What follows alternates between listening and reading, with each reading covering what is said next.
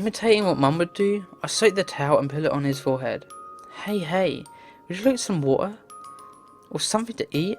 Mummy made congee. Don't kick off the blankets, be a good boy, alright? I wish with all my heart that my big brother would get better soon. Looking at his sleeping face calmed me, yet I felt a bit disturbed. It was like I had forgotten something important. The rain was pouring outside, hitting the leaves in the garden, making noises. He was in bed, face bent red with fever. He was a healthy boy, yet he caught a bad cold. Then what about... For a moment, I remembered Jasmine. Was she waiting there by herself? Did she have an umbrella? Where could she stay to get out of the rain? Would she wait there without knowing he was ill? I remembered the lonesome look on her face. When she said goodbye last night, I just couldn't stay here any longer. I'll be back in a minute, I said to him. He was half asleep. I took the umbrella from behind the door. For a short while, I had forgotten what she said. Please stay by his side. Always. I only understood what she really meant a very, very long time after that. Rain was pouring down, forming puddles on the road. It took all my strength to keep the balance of the umbrella. I ran to the place we had promised to meet. There was nothing special on my mind. I just wanted to bring her an umbrella and tell her that my big brother couldn't come today. That was all. Almost slipped in a puddle. Strange. We were here yesterday, but I was starting to get lost. There was a touch of white in the distance. On the other side of the rain, I could see Jasmine, alone, and she didn't have an umbrella with her. I waved at her, but she did not seem to notice. Alright, I just ran to her then. I needed to give her the umbrella. I stepped out. Water splashed in the rain. Jasmine's figure became clearer and clearer. When she finally looked up, she looked as if she was surprised. That was when I slipped and floated as if stepping into a vacuum.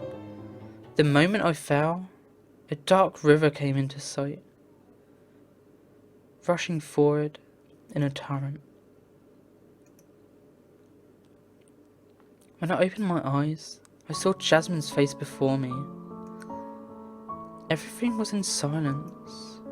The sound of rain disappeared completely. Ridiculously, I could hear nothing. In front of me was the dense growth of trees, standing silently in serried ranks, and the circle of blue sky above. Even the clouds were motionless. For a moment, I had no idea what happened. Then I was held into her warm embrace. I looked up to find Jasmine's face. She tried so hard to smile, but she was on the verge of tears. Why? I had no idea then. I just let Jasmine hold me in this world of silence. A few days later, I realised I couldn't go back anymore. Was it 3 days? 4? In this world? That wouldn't have made any sense. Everything was still. Flowers would never wilt. Leaves would never turn yellow. Even the clouds were as if they were painted onto the sky. Everything stood still, without a sound. 这里是不同的世界。 This is another world. I was so little, I couldn't understand a thing. I just listened to Jasmine's words. In the tone of her voice, there had been a touch of sorrow.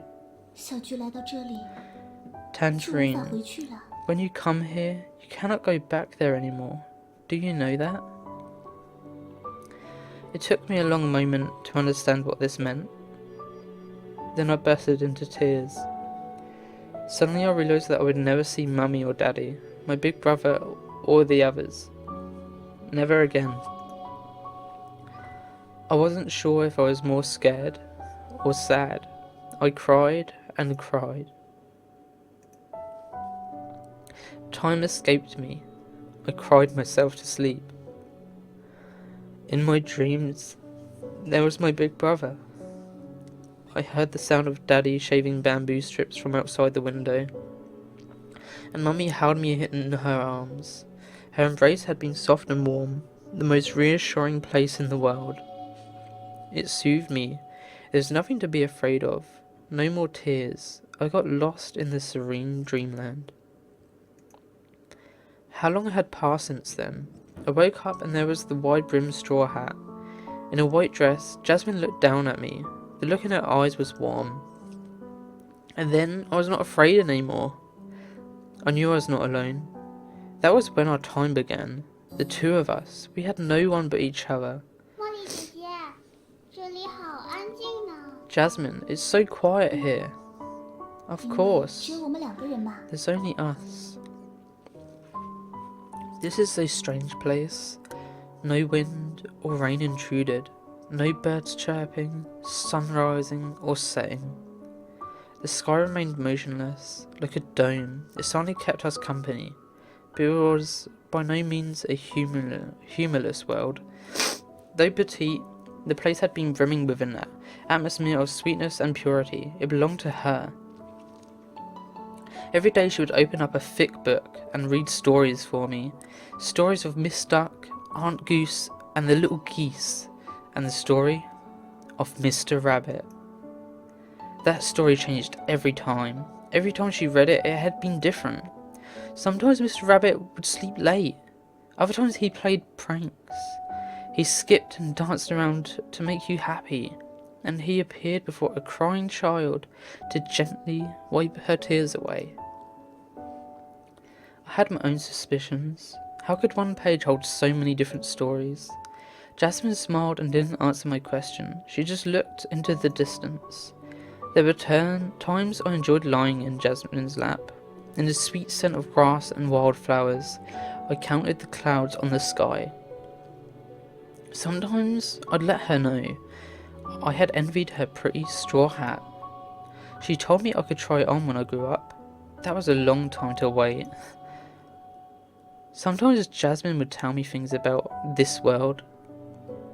Words like time, lines, and bubbles. I couldn't quite understand all of them. She smiled and said it was fine.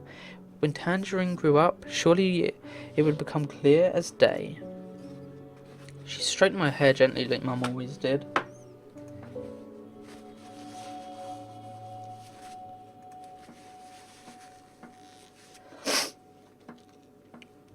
Jasmine had been a bit tired lately. She avoided going out. Sleeping away days, she also forgot to read me stories. That was fine. I knew nothing about how to read, and I could read stories to Jasmine instead. Oh, I knew enough. No, I read that wrong. But Mummy had told me into the past. Without a lot of exercise, children would not grow tall. Well, Jasmine was a big girl though. I guess that would be fun with her. Yeah, it was more than mere wariness of the mind. It seemed that Jasmine was starting to lose control of her body. She became clumsy. At times she fell over, and books could fall from her hands when she read. There was a few times even the pages went flying when she dropped it. Jasmine? Was she feeling sick? When I asked her this, she just smiled and shook her head without a word. And then, one day, she brought it up all of a sudden. Would I like to make paper planes? Of course! I had wanted to learn all along, but I couldn't do it well. I ran to the house and pushed a stack of old notebooks in front of Jasmine. Only they had words on them. They were crammed with handwriting. I got a slight headache from looking at them. Would it be better to get some new paper? I had even prepared paper for this. What a pity it was lost. That was fine, Jasmine said, smiling. With words on it, the paper plane would become a letter. The message could go far, far away, riding on the winds. If that was the case, would Daddy and Mummy receive my letter? What about my big brother? Jasmine paused briefly. She did not shake her head, nor did she nod. 那小菊会记得姐姐吗？ Tangerine, would you remember me? That went without saying. I would never ever forget about her. Nothing could change that. 橘子是善良又努力的好孩子呢。 Tangerine is a wonderful girl. I was happy and embarrassed at the same time with the praise. 所以呀，姐姐的帽子送给橘子哦。 Hey, you can have my straw hat. Really? Sure, I'd wanted it, but I wasn't confident that I was the right person to have 然 it. 后呢，每当看到这帽子的时候，就想起姐姐说的话。 Remember my words every time you see this straw hat, would you? I didn't know what to say. I just stared at her. After a long wait, the papers with words on them all turned into creatures with wings and flew away into the distance. Jasmine made such beautiful paper planes. I was no match for her, so I just bent over and rested my chin on my hands. I watched the paper planes with white wings fly into the sky one after another. Riding on the wind, they could go to places far, far away, but there was no wind here. Her white fingers deftly delivered the letters that had wings, leaving simple curves on the screen of the blue sky, and then they all fell soundlessly to the ground. With the paper planes landing one by one, the light in Jasmine's eyes were getting dim. I had not seen her look like that for a long time, the sorrow and loneliness. She said something I could not understand. At the time, the words were too deep for me. Time, or fate, or duty. Nevertheless, I was willing to try to understand them, if that would cheer her up. But in the end, all I could understand had been one sentence. 对不起， I'm sorry. Almost sobbing, she apologised.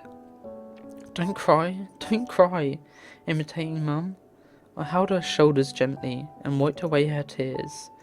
Whatever happened, Tangerine would be by Jasmine's side, all the sadness would go away. 那样就太好了。 I'm happy. When the letter with wings reached where my big brother was, then the three of us could play together again, right? When the time came, we would have a lot of fun together. Yes, 谢谢。 thank you. I chuckled. There was nothing to thank me for. Jasmine was my favourite girl in the whole world. There was no response from her. She was dissolving in my arms, becoming light as a feather. As if dissolving into soft wind, she faded away. Without a sound, the last paper plane landed somewhere not far away. Tears rolled down my face at the same moment, but I did not weep for long. The paper planes on the ground, all the letters, the words, the messages. When I picked them up, I could still feel the warmth she left behind. From now on, I would have plenty of time. Tangerine was set out to understand it, little by little.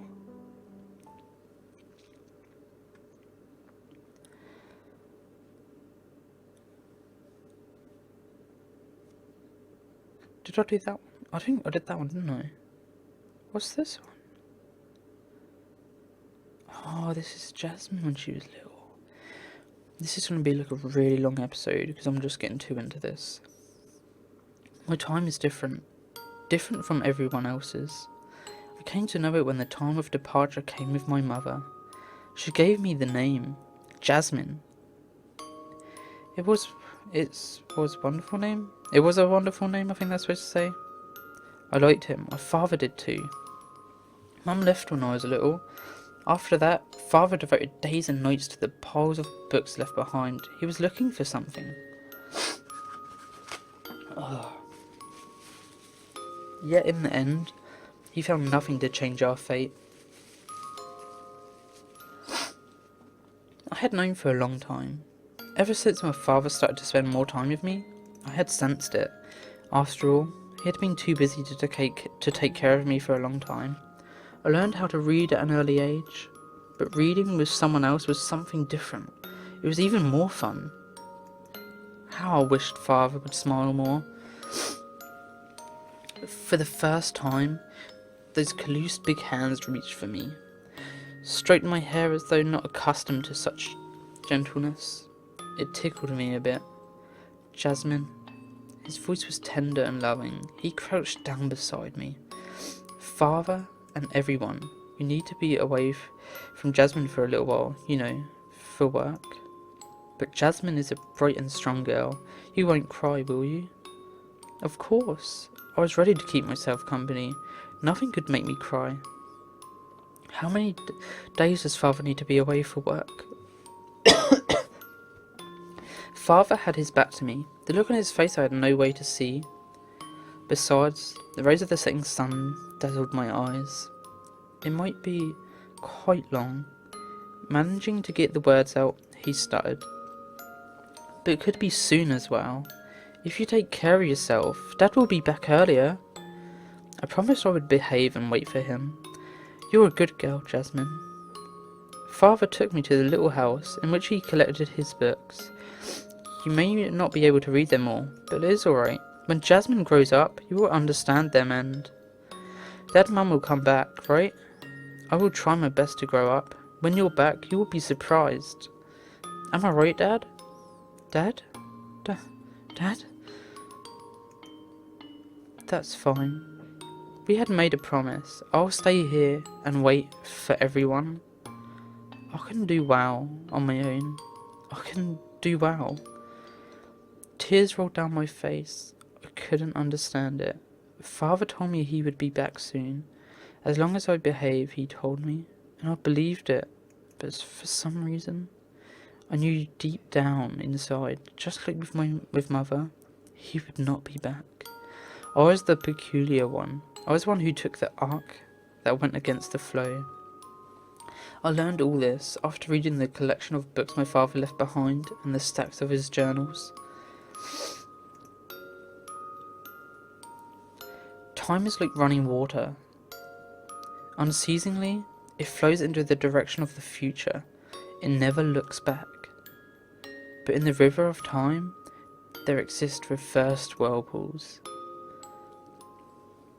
Like floating threads, the lines touch each other and part away, forming movements of streams and waves. In extremely rare cases, relatively stable bubbles could form. The bubbles are wrapped up in the stillness of time. They are capable of containing small quantities of people or objects. People could even live there. And at one point, such as people had emerged, who could live within the bubbles and go against the flow of time. They were the family of my mother. Nobody knows where they are from, or to what place or time they will eventually go. They just float against the current in the whirlpools of time. That is all. Occasionally, the bubble would clash with the river of reality. They meet with ordinary people, fall in love, get married, and have children. The child at one point is bound to inherit the time of the mother. That is when the mother will be destined to pass away. Taking on their time, the child will live on and float into the past on an arc going against the current. In Father's journal, a story was told of a time traveller and an ordinary man that fell in love and lived together. They had a child named Jasmine. That was the story of Father and Mother, and the child, just like her countless ancestors, rode on the arc of time. The journey continued. Chapter 7.